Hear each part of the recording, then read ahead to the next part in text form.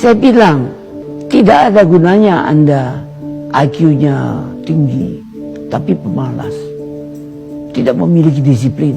Yang penting adalah Anda sehat, mau berkorban untuk masa depan yang lebih cerah.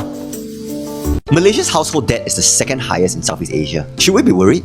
Malaysia's household debt is around 8. Nah, itu yang dia katakan. Kedengarannya menenangkan sekali kan? Tapi tunggu dulu, mari kita periksa satu persatu.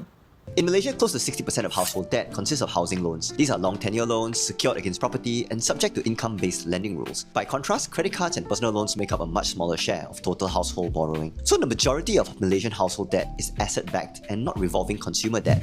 Oke, dia bilang karena 60% itu utang rumah yang berjamin aset, jadi aman.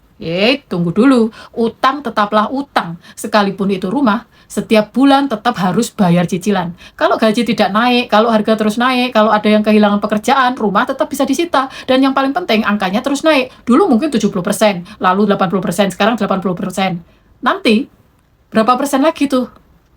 Mau berapa persen lagi kalian?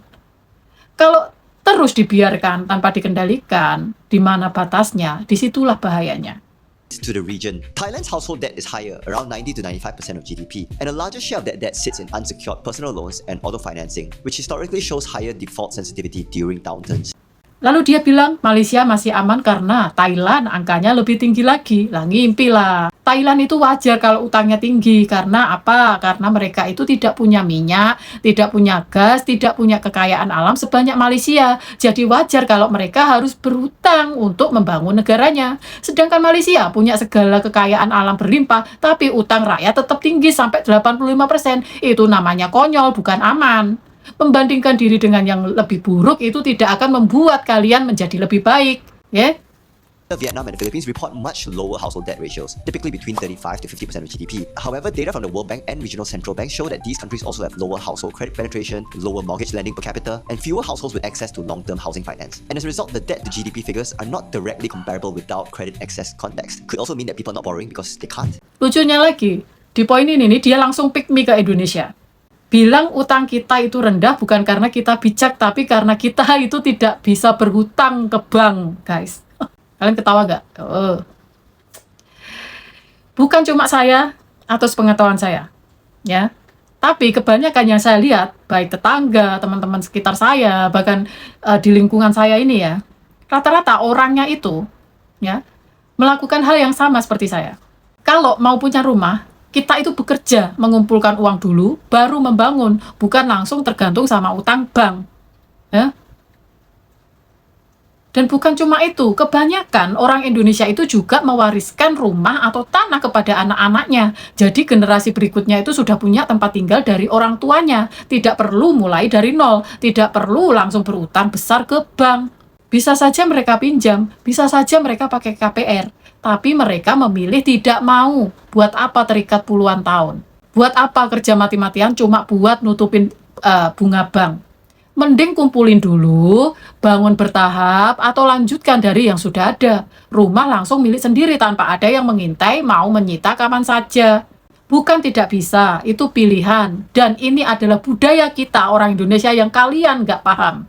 Ya. As long as debt remains predominantly housing-based and employment remains stable, systemic risk remains contained. Terakhir, dia bilang selama orang masih bekerja tidak ada bahaya. Lucunya begini, kalau tiba-tiba ada PHK massal, apakah masih bisa dibilang aman? Justru inilah yang menjadi kecemasan masyarakat. Kalau memang seaman itu, ya guys, tidak mungkin kan pemerintah kalian itu sampai membicarakan hal ini berulang kali di parlemen, dalam rapat-rapat umum. Aneh saja kan? Ini logikanya loh. Dan dia nggak tahu ya, tingkat depresi di Malaysia itu mendekati 12,3%, termasuk yang tertinggi di kawasan ASEAN. Data ini bukan dari saya loh ya, ini dari Kementerian Kesehatan negara kalian sendiri. Oke? Bukankah itu tanda nyata bahwa beban utang dan biaya hidup yang berat itu sudah terasa sampai ke kesehatan jiwa rakyatnya? Dan beban fiskalnya pun makin berat pastinya, ya. Utang rumah tangga yang membengkak ini akhirnya bisa jatuh ke pundak seluruh rakyat kalau banyak yang gagal bayar. Dan kalau memang segampang dan seindah yang diklaim, kok masih ada loh warganya yang sampai terjerat rentenir. Kalian tahu nggak rentenir? Orang tidak akan jatuh ke rentenir kalau memang semuanya itu begitu mudah dan aman.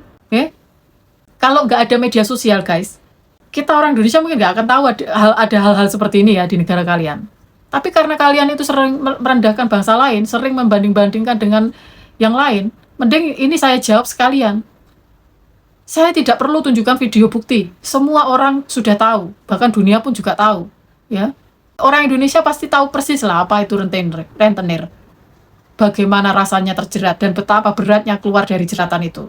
Terakhir video yang saya lihat itu anaknya meninggal, orang tuanya dibakar rumahnya sama debt collector.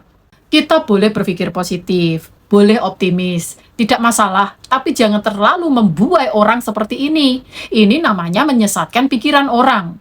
Kalian pasti tahu kan pepatahnya, sedia payung sebelum hujan. Kita tidak tahu apa yang akan terjadi di masa depan, cinta.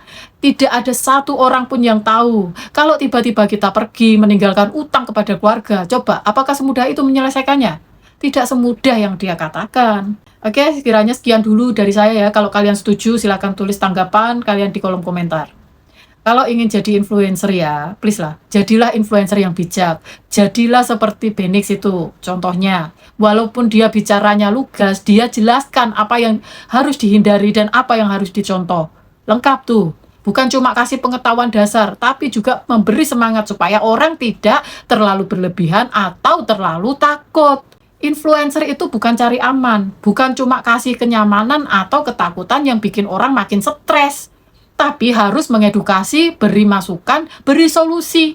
Ya seperti Benix itu. Kalau kalian nggak percaya, tonton aja semua konten-konten dia itu.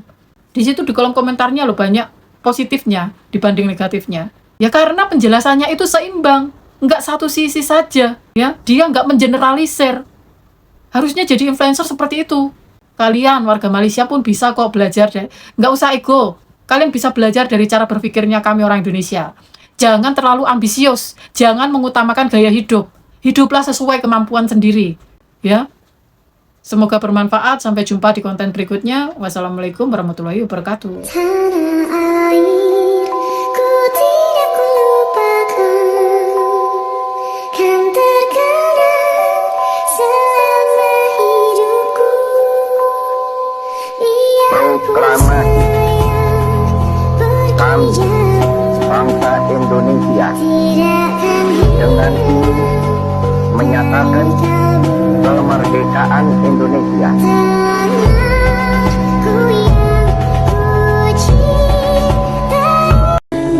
Jakarta, 17 Agustus 1945, atas nama bangsa Indonesia, Soekarno, Hatta.